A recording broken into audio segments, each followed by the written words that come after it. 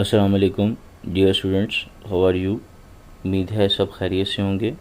Now today we discuss about the other forms of energy. Last time हमने forms of energy में 3 form of energy के मतलब discussion की थी, जिसमें हमारे पास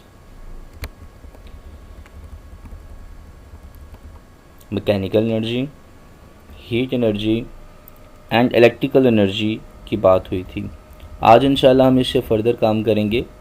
we discuss about the sound energy, light energy and the other chemical energy and nuclear energy. सबसे पहले मैं बात करूंगा बेटा साउंड एनर्जी के हवाले से कि what is a sound energy. Sound energy जैसा कि नाम से जाहिर है आवाज़ की एनर्जी। तो आपने कभी देखा होगा when you knock on the door like that, जैसे आप किसी दरवाजे पे नॉक करते हैं, you can hear some sound, आप कुछ आवाज़ें सुनते हैं। how can this sound is produced, ये साउंड कैसे पैदा हुई। तो sound is produce due to the vibrating body. जब कोई जिसम वाइब्रेट करता है तो साउंड प्रोड्यूस होती है।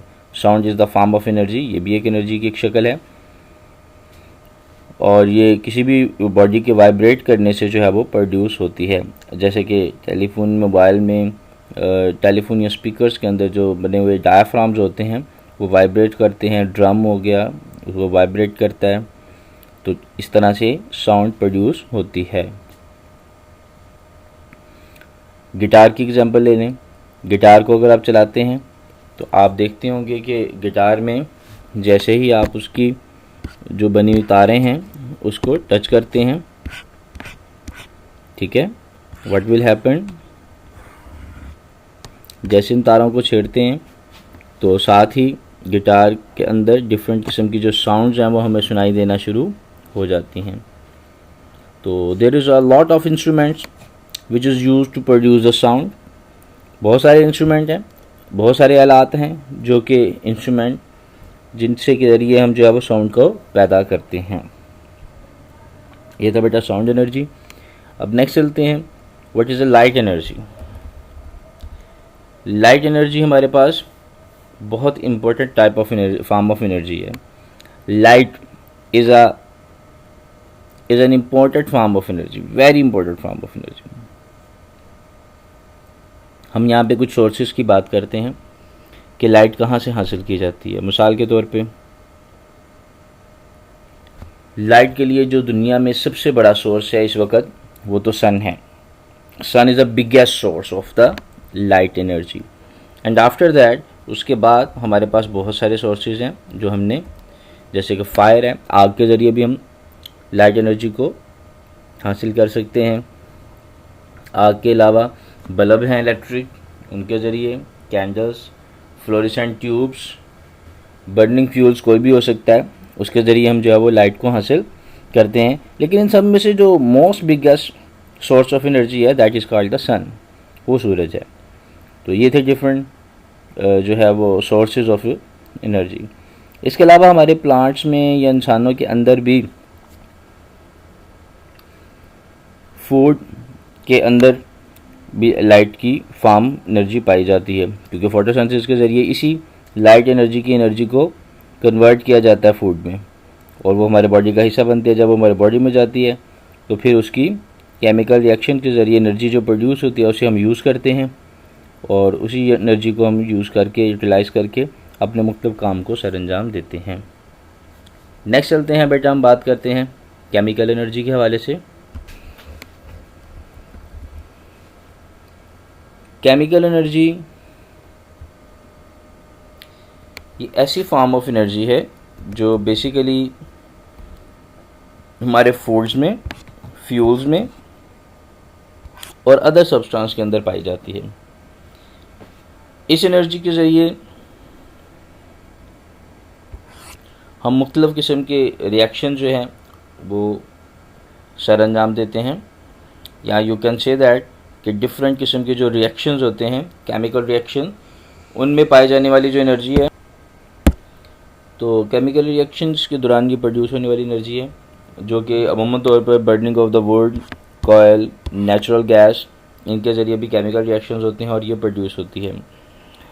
केमिकल रिएक्शन के ज़रिए प्रोड्यूस होने वाली energy in the form of heat energy और लाइट की शक्ल में प्रोड्यूस होती है।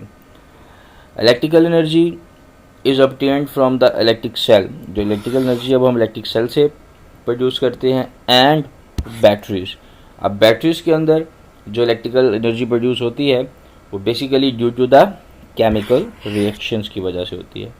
जब बैटरी में केमिकल रिएक्शन होते हैं तो फिर ये एनर्जी प्रोड्यूस होती है। नेक्स्ट, ये केमिकल रिएक्शन होते हैं between the various substance present in them, जो कि उसके अंदर मौजूद होते हैं, उनके दरमियान काफ़ी सारी चीज़ें हैं, उनके अंदर रिएक्शन होते हैं। Animal get the heat and muscular energy, जो एनिमल्स होते हैं ये अपनी मस्कुलर एनर्जी और हीट एनर्जी हासिल करते हैं किसके ज़रिए? फूड्स के ज़रिए, बिकॉज ये जो फूड्स हैं इनके अंदर भी एक एनर्जी स्टोर होती है, that is called chemical energy. तो ये फूड्स जब हमारे जिस्म का हिस्सा बनते हैं तो डेफिनेटली इनके अंदर रिएक्शंस होते हैं, केमिकल रिएक्शन से जो एनर्जी प्रोड्यूस होती है उसको हम यूटिलाइज करते हैं। नेक्स्ट बेटा, नेक्स्ट हम बात करेंगे न्यूक्लियर एनर्जी के हवाले से। न्यूक्लियर एनर्जी क्या है? न्यूक्लियर एनर्जी जो है वो रिलीज होती है सम न्यूक्लियर रेडिएशंस से। मिसाल के तौर पे हमारे पास दो किस्म के रिएक्शंस होते हैं न्यूक्लियर में, एक फियन रिएक्शन होता है, एक फ्यूजन रिएक्शन होता है। इनमें डिफरेंस कुछ इस तरह से है कि फियन रिएक्शन और फ्यूजन रिएक्शन में एक एटम को तोड़ा जाता है दो छोटे न्यूक्लियाई में, एक न्यूक्लियस को तोड़ा जाता है दो छोटे न्यूक्लियाई में, जिसमें हमें कुछ न्यूट्रॉन्स भी मिलते हैं और इसके साथ साथ एक हैवी अमाउंट ऑफ एनर्जी भी हासिल होती है। इसी तरह से जो दूसरा रिएक्शन है उसमें हम दो छोटे छोटे न्यूक्लियाई को क्या करते हैं, आपस में रिएक्शन करवाते हैं, जोड़ते हैं, और उससे पैदा होने वाली जो एनर्जी है, पहले तो हम इसको एनर्जी प्रोवाइड करते हैं, very high energy provide to get this reaction. इस रिएक्शन को करवाने के लिए हम इसको एनर्जी प्रोवाइड करते हैं। फिर आफ्टर दैट उसके बाद फिर इससे जो एनर्जी हासिल होती है उसको यूटिलाइज करते हैं। तो ये था बेटा फियन रिएक्शन और फ्यूजन रिएक्शन। ये न्यूक्लियर रिएक्शन है जो कि न्यूक्लियर रिएक्टर के अंदर होते हैं। न्यूक्लियर रिएक्टर क्या है? वो आला, वो जगह, वो जहाँ पे इन एक्सपेरिमेंट्स को किया जाता है, और फिर इनसे हासिल होने वाली जो एनर्जी है उसको टरबाइंस के ज़रिए, जनरेटर्स के ज़रिए जो है वो इलेक्ट्रिकल एनर्जी में कन्वर्ट कर दिया जाता है। इलेक्ट्रिकल एनर्जी में इसको इसलिए कन्वर्ट किया जाता है बिकॉज इलेक्ट्रिकल एनर्जी हमारी जो है